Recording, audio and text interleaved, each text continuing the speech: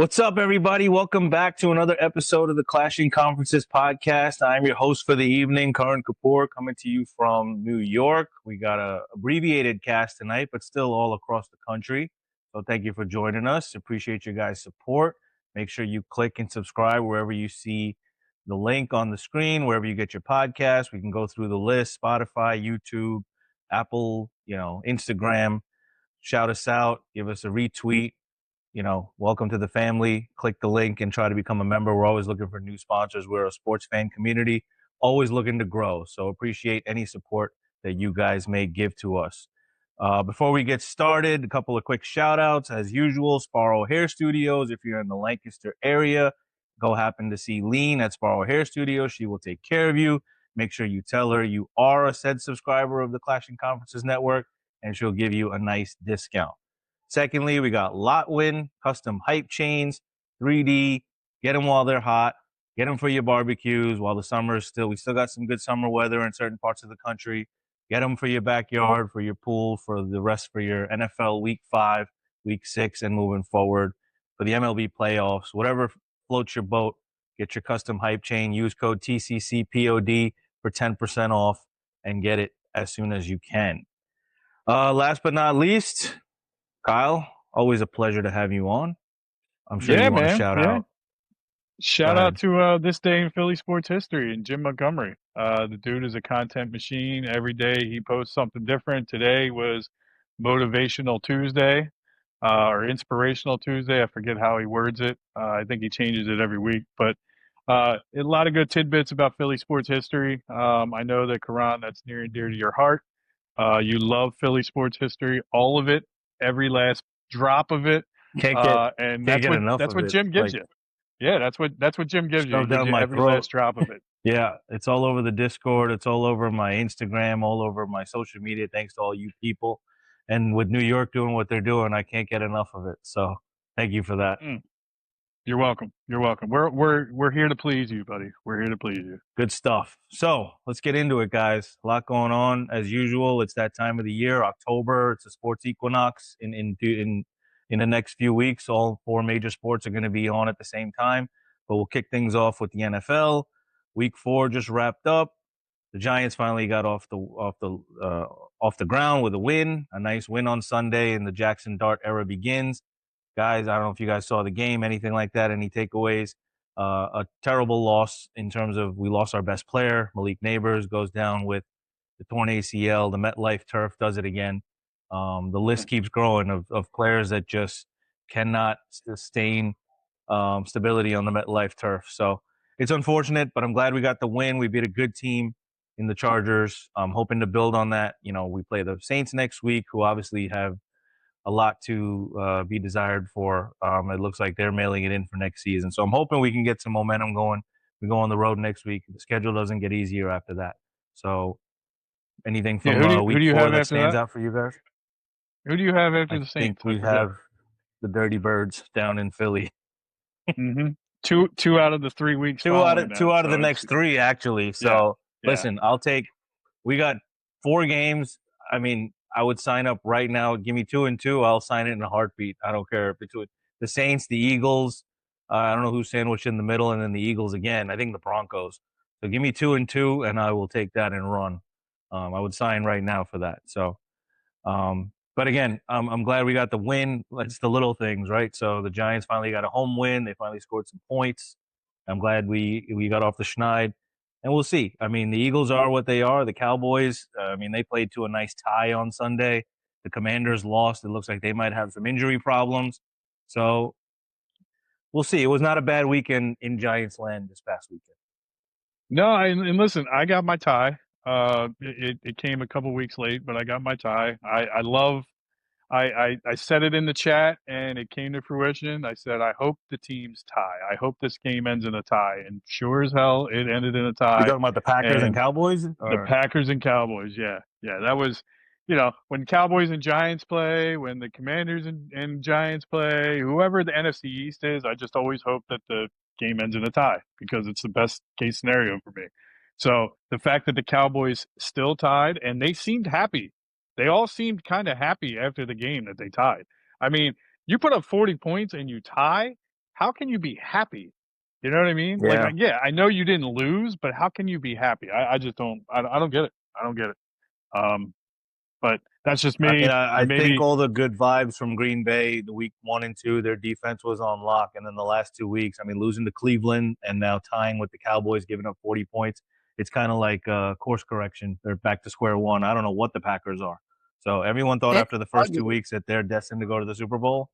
And now with the last 2 weeks, losing to Cleveland and tying Dallas, giving up 40 points, I don't know what they are. I really don't. Christy?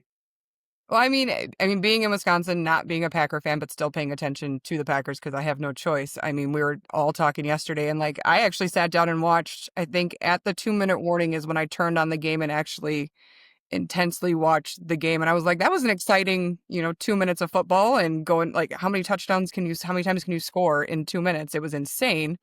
And then overtime, obviously, ending in the tie, I was like, oh my God, they're going down with 1 second left and we're going to end in a tie. And my husband was like, what, it tied? And I was like, yeah, it was a tie. It He's like, looked the like they Green were Bay, playing for a tie. I I didn't was like, understand the last 2 minutes. Green Bay I, did I had an didn't opportunity to either. punch it in. I didn't understand what they were doing. Hey, and when we talked about it the last time I was on this pod, we kind of talked about like, how do you feel about Jordan Love and are you sold on him? And we kind of said he's like the next Dak Prescott. And Kyle, I couldn't agree with you more on that. And I've kind of said that to some people around here, and they're like, no, he's going to be better than Dak. And I was like, yeah, you really, I mean, people buy in so quick around here and they think that we just are going to constantly have this legacy in Wisconsin from the Favre to the Rodgers and that Jordan Love's going to be the next one. And they're like, we know he's not a tier one quarterback yet, but he's still going to be a $40 million a year quarterback at a tier two quarterback and then pop himself up there. And I still just don't have that faith in Jordan Love, like we said a couple of weeks ago. And I mean, like yeah, it did. It looked like they played for the tie instead of going for the win, and didn't look like good football to me. So yeah. I mean, look, you No. got a bunch of quarterbacks out there right now making 40 million plus that I feel like the teams were strong armed into giving it to them. And look, for the production they're doing right now, I'll even throw Jalen Hurts into that category. $50 million a year. He's not putting up stats. He's putting up W's. Don't get me wrong. Mhm. He's putting up wins, but Well, he's he not didn't putting up the complete a single pass stats. in the second half, right? Yeah, yeah. Yeah, I think here's my take on that, and I just want to throw this out there. When he slid on that one quarterback run, and he got his head slammed off the ground, I wouldn't be surprised if he was a little concussed. He got up a little woozy, but he didn't come yeah. out of the game, and he didn't. I think he threw 5 passes after that whole debacle. So something tells me he was a little woozy after that. But yeah, the play calling, What's I going think on they with only AJ called. Brown? What's It's going on with just AJ AJ. Brown? It's just AJ being AJ. I mean, that's all it is. So I don't see them. Look, it's not going to get any easier this week going up against Pat Surtain, and the Broncos secondary is solid. So hopefully they don't feel obligated to force feed him because they tried to force him the ball in that second half, and he was just locked down. It is what it is. I mean, so my take on it is twofold. I think play calling needs to be a little more creative to help scheme these guys open. But at the same time, AJ and Devontae sometimes need to look in the mirror because the routes, they're not getting open. Like they're not getting any separation. If they were getting separation, Jalen would be able to throw it to him. But when he's throwing it to him, that ball's in the air and those guys right on him, right on him. So, I mean, I understand the frustration because, and as a fan, I understand the frustration. You're paying these guys a ton of money to be blockers, basically. That's all they're doing because you're a run first offense right now. But they're Pro Bowl caliber wide receivers and they're not getting the ball. So I understand the frustration. But you got a guy like Jalen Carter on the other side that goes, look, I see everybody smiling. We got wins. That's all I care about. I don't care if we win. Saquon Barkley said the same thing. I don't care if we win 36-2 or 3-0. It doesn't matter to me, as long as we get the W. And I'm like, why can't Speaking that just be speaking of a contagious Carter, across the board? speaking of a Carter, the Giants have their own Carter that just so happened to have his best game of his quick career so far on Sunday when he went up against the Chargers. It seemed like he was all over the place. Again, watching the game, it was definitely his breakout game, being the third pick of the draft, or I'm sorry, whatever pick he was taken. As I think it was third as a Giant. So very excited to see Abdul Carter hopefully make a name for himself as a linebacker and with that defensive front. But definitely some good things coming out of there this past Sunday. How'd you In feel terms about of the league, I don't know, anything catch your guy? Go ahead.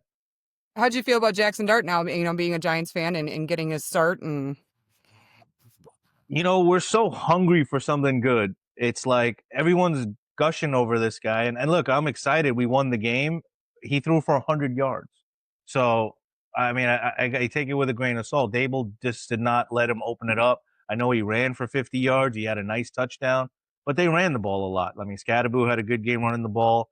Unfortunately, we lost our best wide receiver, Neighbors, so that took some wind out of the stadium.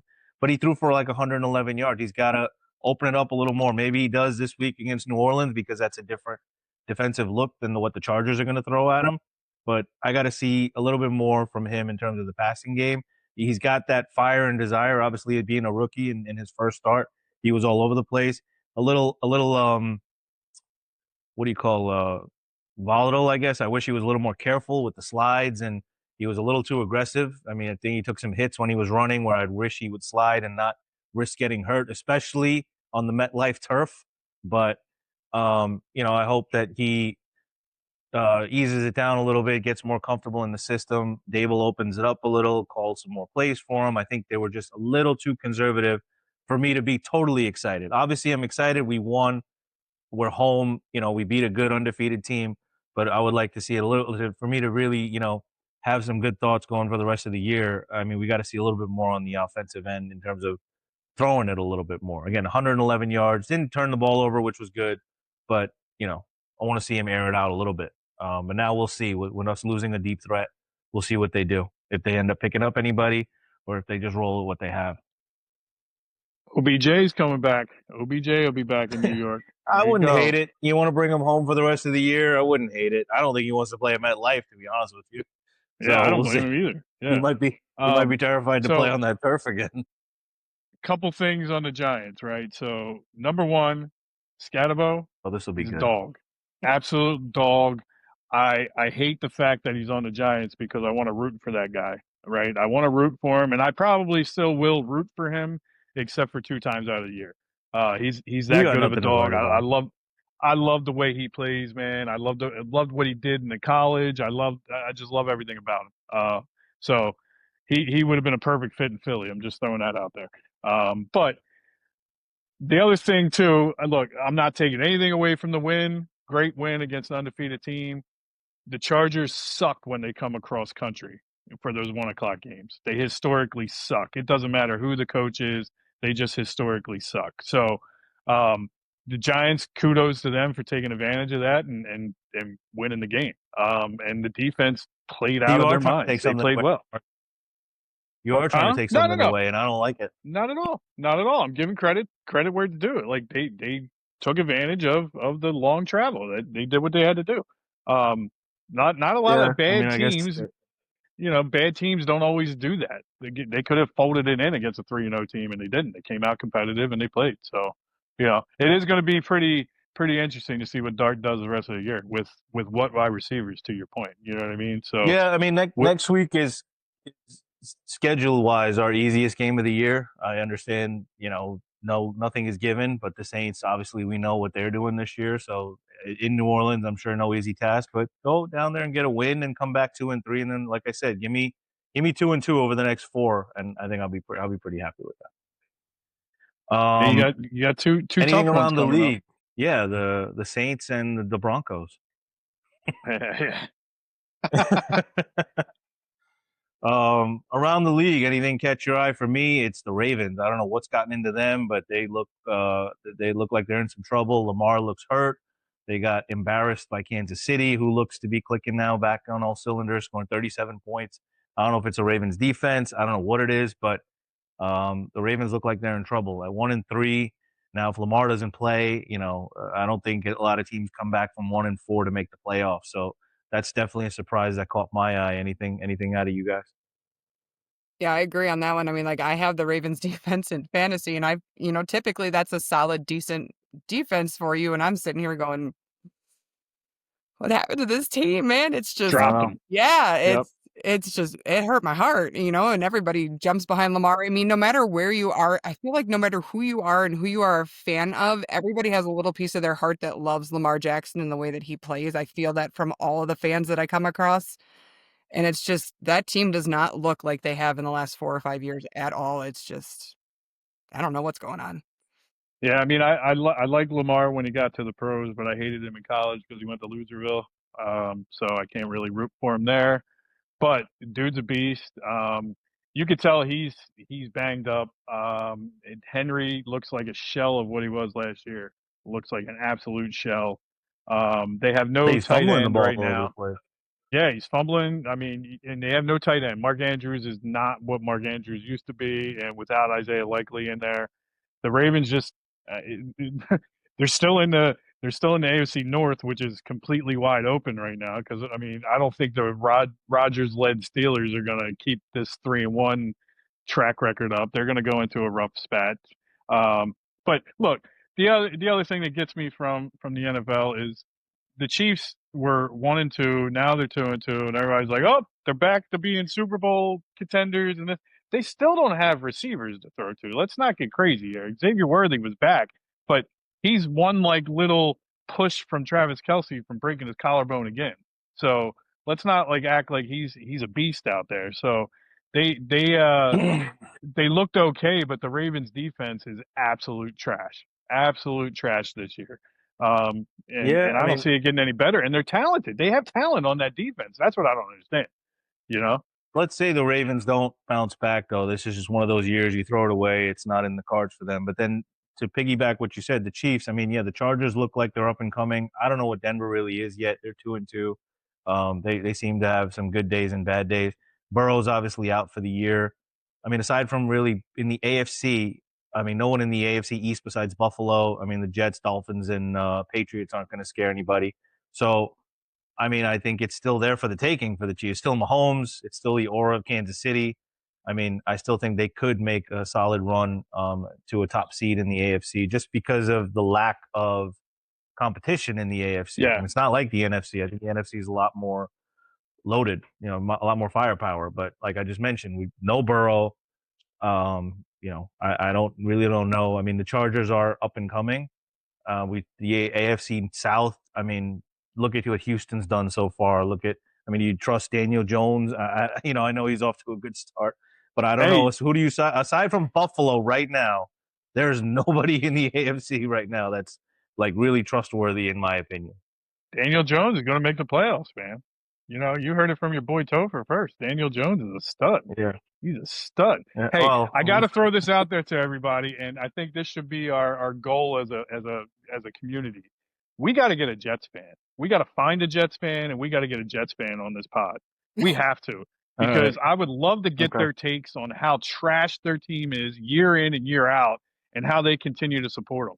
Well, I need to get a I Jets got a fan few. on I'll here. ask So around. yeah, I got a few. let's I'll do it. ask around. I only knew one. He's no longer with us. He Um, passed away a few years ago, but he was a diehard man. He would sit in this bar in Wisconsin filled with Packard fans, just Jets, Jets, Jets, Jets all day long. They ride or die with their team. It doesn't matter how bad they are. They're true and true. Man, I love the fandom. I get the fandom. I just need to know like how they can go into it year in and year out going, damn, we suck. Like every year we suck. Like it's just bad. Like there's nothing to look forward to. Like what do they have to look forward to this year? Nothing. You know? yeah, you're right. It's a struggle, but we'll try to get one. We'll try to find one. Somebody out there. Um, to put a bow tie on the NFL. So we got the fantasy league. We're rounding out the top 5, starting with yours truly at number 1, and then coming in at second. Now I overtook the beard, Cowboy fan that is Steve, our producer, at number 2. Just percentage points, but hey, I own the tiebreaker, bud. Right now I'm ahead of you. So number 1 seed, respect it. Coming in at number 3 is Mike. Number 4 is our man Juice the Barber. And rounding out the 5th place team, Kyle, I didn't know we gave out 5th place medals, but congratulations. You're a 5th place. You're in 5th place in this league. So Hey, I'll take it. just like from I'll Meet take the it. Parents, you're a 5th place guy. The I'll wall take of it. Kyle. So I'll yeah, take it. That's our top 5 in our fantasy league, and I'm still undefeated for what it's worth, 4-0, and not looking to slow down. Although I did lose an injury, unfortunately lost Tyreek Hill with a nasty injury last night in the Jets game. So, not sure if you guys saw that, but I don't think I saw it. he's. I saw I it. don't want to think about it. His leg bent sideways, similar to how sideways the Mets baseball season went after June. And they were both ugly to watch. Oh, They I were like that. both I like ugly that. to watch. Could we take a break, Steve? Could we pause 5 seconds? Station identification. So, good segue into what was an epic collapse by the New York Mets over the course. It wasn't just a quick collapse. It wasn't a September swoon. This thing started in the middle of January and lasted 88 games for them to finally complete the collapse and lose on the last day of the season and not make the playoffs. So $340 million set fire to by our owner, Steve Cohen, and nothing to show for it. So very disgruntled Met fan sitting here right now with a team that's not in the playoffs. I get to watch the Reds and the Dodgers tonight. Go nuts, people, for what it's worth. And then, just an absolute disaster, losing on the last day of the season, considering the Reds even lost. All we had to do was win, but we couldn't even muster a run. So I don't know what it's going to take for our GM, David Stearns, and the manager. He's already given a vote of confidence that Mendoza's coming back next year. I was indifferent. If he left, I wouldn't have hated it. If he stays, okay, I'll give him another try. Last year going to the NLCS, this year obviously not making it. So we'll give him another shot, another kick at the can. But they're going to need to make some wholesale changes, whether it's coaching staff, starting rotation. I think obviously the big question is, whether we bring back Pete Alonso. My gut feeling is he's not coming back. I think he's going to take a significant contract. If I had to right now pick a team, I'd say probably like the Texas Rangers offer him a pretty good contract and he goes there like 4 or 5 years, no state tax, things like that, with Scott Boras as his agent. But I don't think he's going to come back. If he does, great. If he doesn't, he spent a great amount of time here, a good 6-7 years here. Appreciate his time here. But honestly, we didn't win with him, so we're not going to win without him. It doesn't, it's not like it's a big cog to us. I mean, we can get somebody to replace him if it comes to that. I'm not advocating for it, but I understand if they don't want to give him a long-term deal after the year that we just had.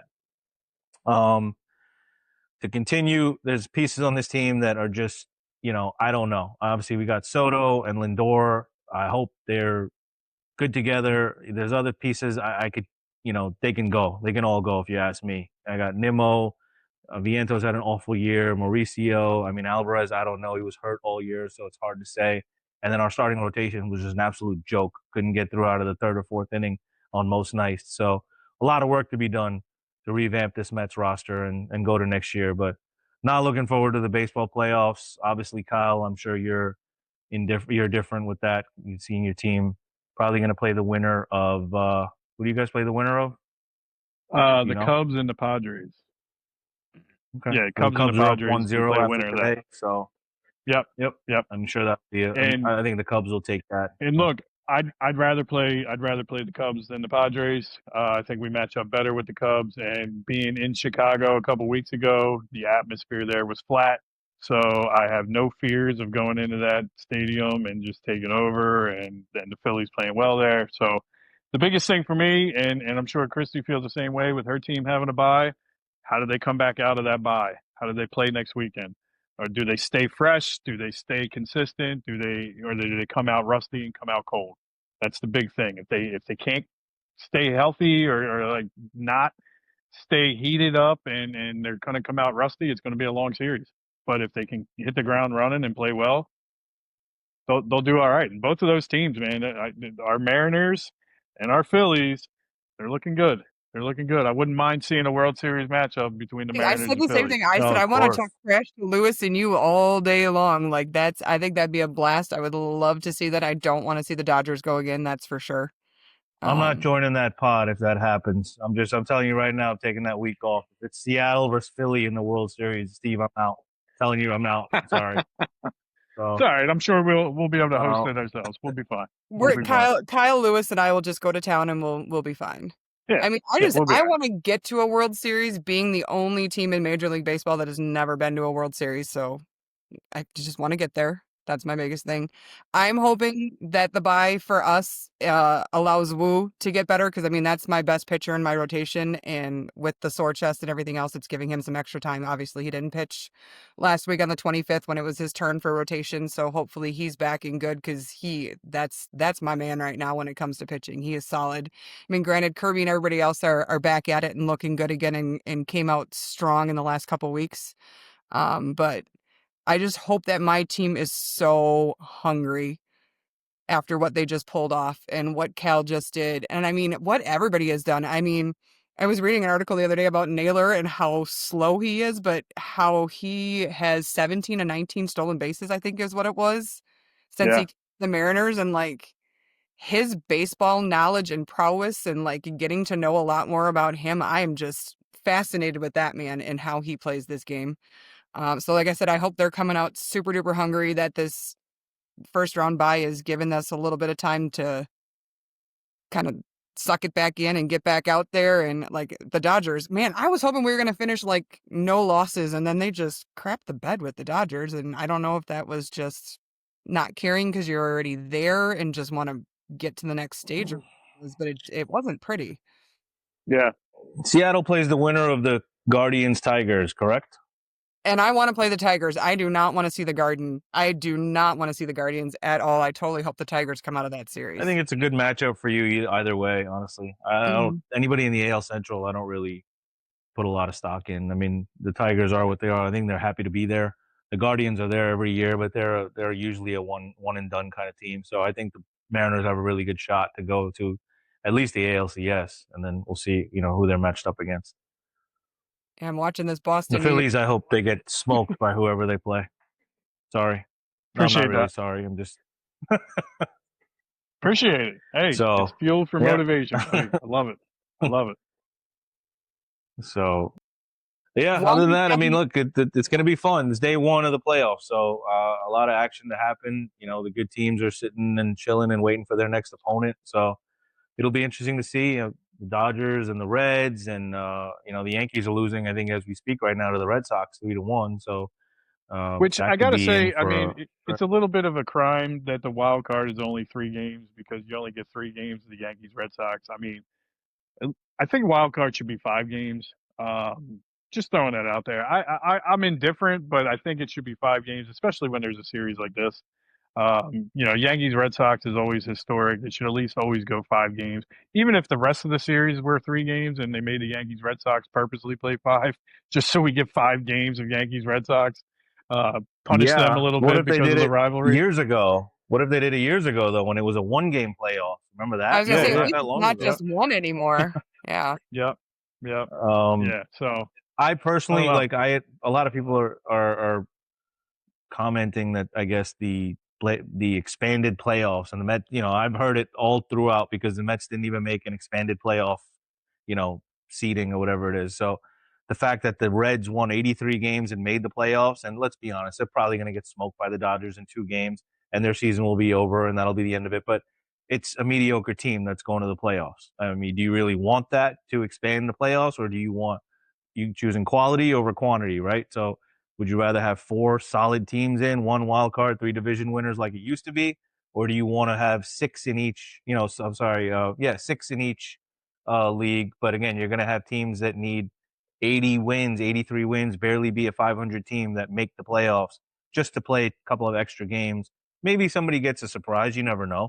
But what's the reality, will tell you that the better team will prevail, and those mediocre teams are probably just going to go home in the first round. Yeah, I mean, look, I think the Reds, could pull off a game. I just think the Dodgers are a much better team than the Reds. But the Reds, look, what the Reds did down the stretch to get back into the wild card hunt and actually make the wild card, that's the recipe in October. You know what I mean? You got to get hot in September and hot down the stretch and try to formulate something. I mean, when the Phillies made the World Series 2 years ago, that's how it was, This was more on the Mets giving it to them. I don't think the Reds were hot. I could be wrong. I haven't looked at the numbers for them. I just know that the Mets utterly collapsed. And I'm saying it as a Met fan. The Mets gave that postseason spot to the Reds. It's not like the Reds took it from them. I mean, it's not like the Reds were red hot in September and they just leapfrogged the Mets. The Mets slowly but surely could not win a game down the stretch, and the Reds just played Yeah, good enough baseball to I get mean, there. It sucks to say, but that's what happened. Well, I I knew that. I oh, knew that. I just wanted to hear you admit it as a Mets fan. So you made my No, night. yeah, Thank you. Thank you for BS. saying it. I thought I for sure. listen. I I got mean, nothing to. I got no leg to stand on. I got no I leg to thought for sure stand on you with guys this. were This was an utter gonna have joke. a this much of a chance. I mean, I was in our baseball pod, I think, or if I can't remember if it was the baseball chat that I was talking to or whatever. But I thought for sure, I'm like, man, they're playing the Brewers. Like the Brewers have to take 1 or 2 from the Reds. There's no way that they're. And then that couldn't even go Yeah, your they way. took 2 out of 3. We still couldn't Yeah. win it. Yeah, so that's my point. Is that the Reds didn't take that spot. I mean, the Mets just gave it to them, and it's and again, even the Mets didn't even deserve to win. And I'd be saying this. I understand even if the Mets made the playoffs, they would have had 83 wins. And again, maybe they have a little bit of a better shot against the Dodgers because they have some more firepower. They don't deserve to make the playoffs at 83 wins. Not, I mean, not with that kind of team and that kind of roster. They need, you need to have a little bit more respect than that. So anyway, it's always next year, going on 40 years, 1986. So we'll see what happens in 2026. Shedding a tear for you, Puts a buddy. bow tie Shedding a on the tear base. for you. No, you're not. Yeah, tears of joy, right? Um, A little bit. A little bit. you guys have anything, Kyle? Anything? Did you watch? Did you guys watch the Ryder Cup? I did. I did watch the Ryder Cup. I love Ryder Cup season. I love when it comes around. I love the team camaraderie. I love the battle back and forth between Team USA and Team Europe. I don't necessarily like the format. The alternate shot can go. I don't like the alternate shot. I think it just it's not Ryder Cup to me. I think the foursomes. I think that's a better format. That's how all 4 rounds on Friday and Saturday should be the foursomes. I think that would be a better format. I do love how Sunday sets up with just the 12 matches, and it's just guns a blazing, man. Everybody has a shot on Sunday. What I don't like is the envelope rule, the stupid envelope rule that nobody really knew about, but you put a random name in an envelope that if somebody has to withdraw due to injury, that's the person that gets withdrawn from your team. So Europe had Victor Hovland that slept on his neck wrong apparently or whatever, and he couldn't play on Sunday, right? So Harris English was the envelope guy for the United States. So that match doesn't happen. So instead of penalizing Europe because they couldn't field a team, they couldn't play, they couldn't golf that day in that match, each team got a half a point. Dumbest thing I've ever heard in my life. If Yeah. you can't field a team, you should forfeit and the full point should go to the United States. Now, Europe was up 11-5, I think it was, going into that final day, right? So pretty much a wrap. The United States needed to win a crap ton of matches to even have a shot. Well, as luck would have it, they started winning a crap ton of matches, and it started coming down to the last 2 matches of the day. That half a point that they just gifted, I couldn't believe it. I couldn't believe it. It almost came down to exactly that. Mm-hmm. And I got to tell you, Russell Henley with the leaving a putt short that would have won him the match. You can't leave a putt short. 100% of short putts never go in. Just throwing that out there. It's a stat. Look it up. It's true. And you can't for a putt to win the match, you can't leave it short. But hell of a fight from the United States on Sunday, man. It was something that I didn't think was going to happen, but I kept flipping back and forth between like football and that, and I was like, holy hell, they're making a run here. They're making a run. So Bryson DeChambeau proved that he's one of the top players in the world, man. He was down 5 in that match, and he came back to tie it. Came back to have the match. Mm. So kudos to the United States. Looking forward to it. I will say the crowd in New York was typical New York. They were busting Rory's chops, something fierce. I Watching don't know if you Jordan saw. drop F bomb. Yeah. I was getting ready to say. I'm sure everybody saw the viral videos of him turning around, telling them to shut the bleep up. Which look, I don't blame Rory. I probably would have done the same thing because those guys were getting a little bit out of hand with. It's not so much heckling; it's the time that they were heckling. They were heckling at the wrong times, right? Allow the guy to get set up, allow the guy to shoot a shot, then heckle or heckle before that. don't heckle while he's in the process of doing it. That's just kind of bad for that type of notoriety, right? Like you have the whole world's watching that because it's Europe versus Team USA, and that's how everybody already perceives United States fans when it comes to that stuff. Like we're kind of bush league when it comes to that, and sure enough, that's exactly what happened. And I even heard the announcers. I don't know if you heard the announcers. They gave away a free rubber duck with one of the drinks. So during Rory's backswings, they were squeezing the rubber ducks and then letting them go. So they were going wee, like making noises and stuff. So like the announcers were like, "Oh, people must have smuggled these ducks in and made." I'm like, they didn't smuggle anything in. I've been at like big like majors and everything. You have to like drop everything into a Ziploc bag and they lock it up, and you don't get to take anything with you. You can't take your phone. You can't take anything. So there's no way of you smuggling anything in. You know. But yeah, it was great golf. It was fun to see, and these guys put on a show for sure. Yeah, we had the same gripe. I did not agree with that. Each get a half a point. I was like, that never there's no other sport that you do that. Like you can't play, you lose the point, you give it up. Like, yeah, that was definitely my gripe with that too. I was like, that's momentum swing potentially. Like, yeah, and then getting as close as it did on Sunday, it was great to watch. And I am a Rory fan, but I like seeing him get flustered. That was fun to see. So. Oh, yeah. I'll tell you what though, him and Fleetwood, I would never want to play against them. Those guys are lethal when they play together. I think they were, and Fleetwood just has like ice in his veins, and he shows no I don't think they emotion lost. whatsoever. I don't think they lost a single. They didn't lose a single match. I don't think. No, he halved his Sunday match, so he went like 4-0-1, I think, on the week. Insane, absolutely insane. I enjoyed it. It was the first time I watched it from start to finish. And again, it was right here. I'm not very far from the course where I live, so it was right in my backyard, so to say. So it was cool, all the different stuff going on in the area, the neighborhoods, and promoting it, and it was fun to watch on TV for sure, with the crowds. And I didn't really know what to. Like I said, never really watched it in full detail before, but it was definitely exciting to watch. I wish Friday and Saturday was a little bit more interesting than what it turned out to be, but I know Sunday was hard to juggle with all the football and trying to see if the Mets were squeezing into the playoffs. So to juggle that and the Ryder Cup, didn't really pay much attention to it on Sunday, but I know the U.S. Yeah, I should have. I should have. But what the hell? I'm a sucker for punishment. What do you want me to tell you?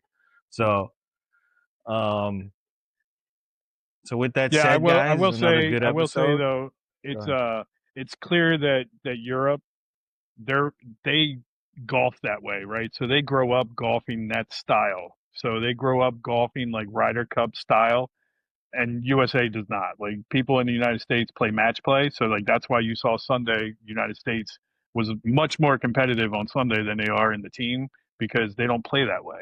And Europe does. Like Europe plays a lot of that style golf growing up. So and it showed. It showed for sure. Okay, good stuff. So, with that said, guys, another good episode, I think. Appreciate your time. Appreciate everyone jumping on. Thank you guys for listening. And again, like and subscribe wherever you see the links on the screen below. Become a member. We're always looking to grow. Become a member of our sports fan community. Thank you guys, and we'll see you guys next week. Appreciate it. Go Phils. Go Manners. Boom, boom, boom.